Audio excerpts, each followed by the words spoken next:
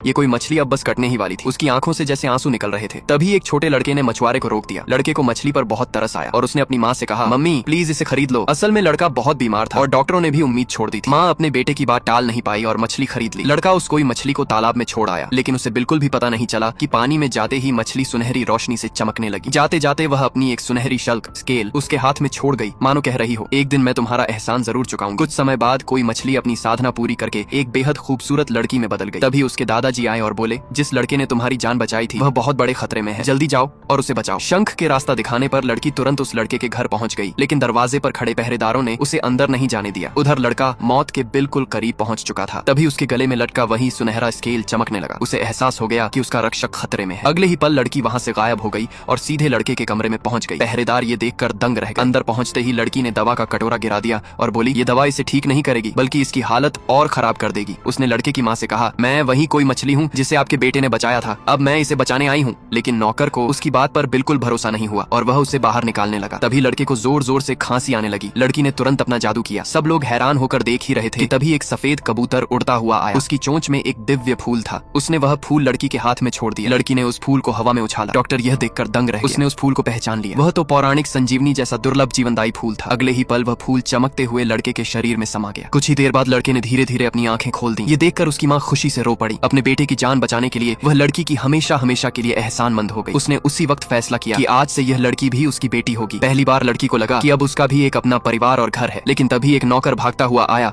और घबरा कर बोला, मालकिन आप पर हमला हो गया है। यह सुनते ही लड़का और लड़की दोनों घबरा गए। गुस्से में लड़की ने अपना असली कोई रूप धारण कर लिया। उसने ठान लिया कि अपनी माँ को कुछ नहीं होने देगी। उधर वह दुष्ट औरत लड़के की माँ को पानी में धक्का दे चुकी थी। लेकिन अगले ही पल एक रहस्यमयी ताकत ने उन्हें पानी से ऊपर उठा लिया। लड़की तुरंत वहां पहुंची और अपने जादू से माँ को सुरक्षित किनारे पर ले आई। आखिरकार उसने अपनी माँ की जान बचा ली और उस दुष्ट औरत को उसके किए की सजा भी दे दी।